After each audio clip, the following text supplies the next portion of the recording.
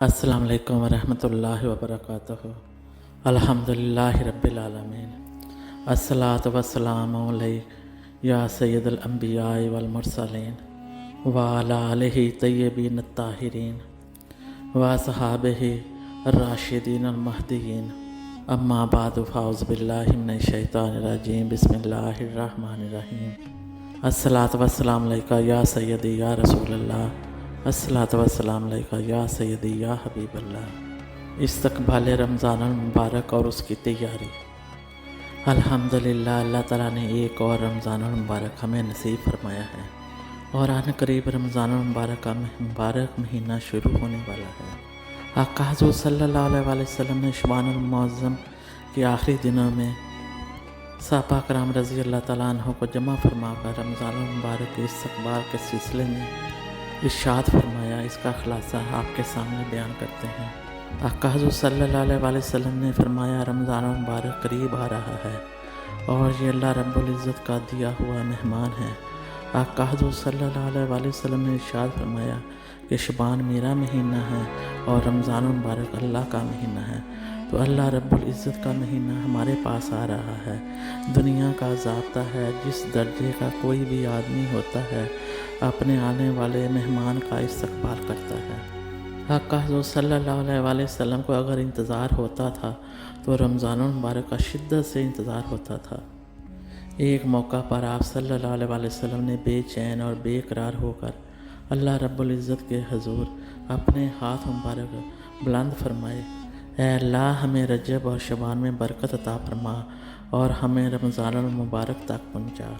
اس دعا سے ایک تو رمضان المبارک کی اہمیت سمجھ آ رہی ہے کہ رمضان المبارک بہت عظیم الشان مہینہ ہے اور اس تک پہنچنے کے لیے اللہ تبارک و تعالیٰ سے دعا کی جائے تاکہ اللہ تبارک و تعالیٰ ہماری عمر بڑھا دے، جس کے لیے اللہ کے نبی اللہ رب العزت کی بارگاہ میں دعا کر رہے ہیں، اور یہ بہت خاص مہینہ ہے۔ اس کی راتیں اور دن بہت ہی بابرکت اور پرنور ہیں، اس کا ایک ایک لمحہ پر نور ہے۔ حضرت سلیمان فارسی رضی اللہ تعالیٰ عنہ ارشاد فرماتے ہیں کہ آقا حضور صلی اللہ علیہ وسلم نے ارشاد فرمایا، حدیث مبارکہ کے الفاظ یہ ہیں کہ اے لوگو، رمضان المبارک کا مہینہ سائبان بن کر آ گیا ہے۔ یہ بہت عظمت اور برکت والا مہینہ ہے۔ اس میں ایک رات 1000 مہینوں سے بہتر ہے۔ اس مہینے میں دن کا روزہ فرض اور رات کا قیام نفل مستحب ہے۔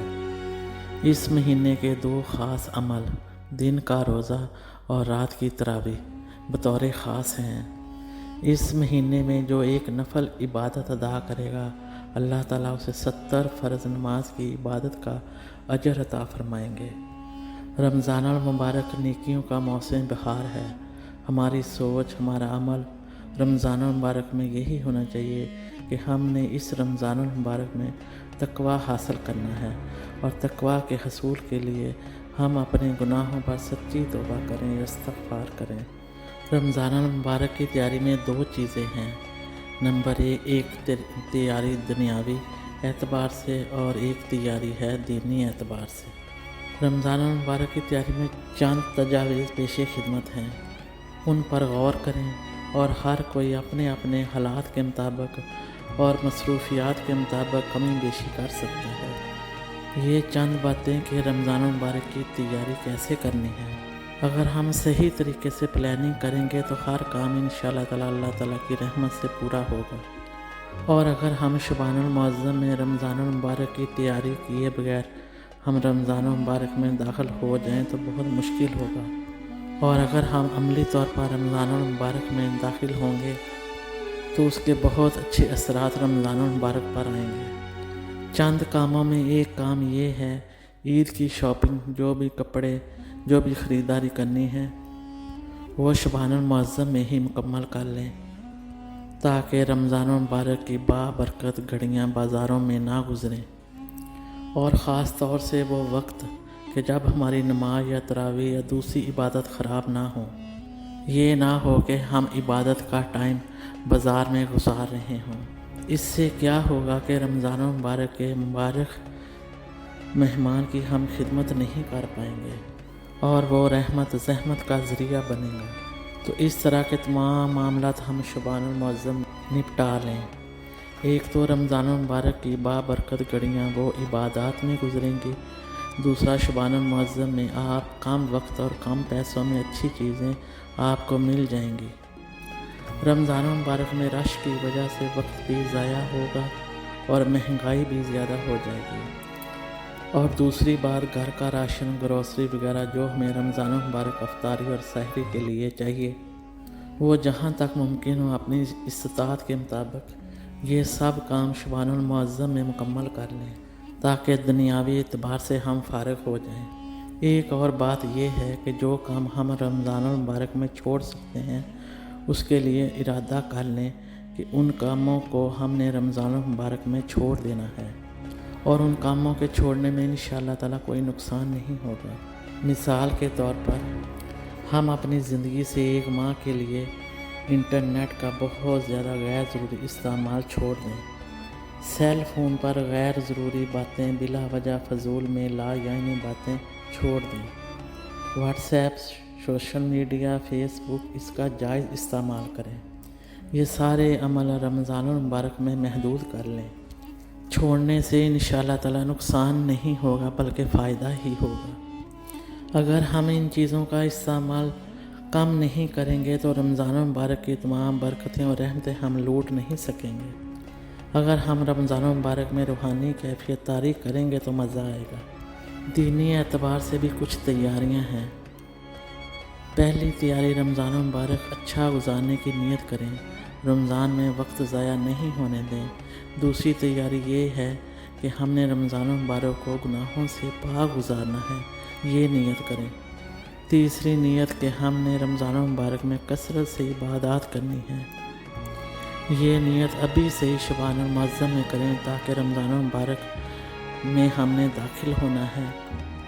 رمضان المبارک کی تمام عبادات، نفل، تلاوت قرآن پاک، نماز اشراق، چاشت، اوابین، تہجد، اس طرح کے معاملات میں اپنے آپ کو ابھی سے تیار کریں۔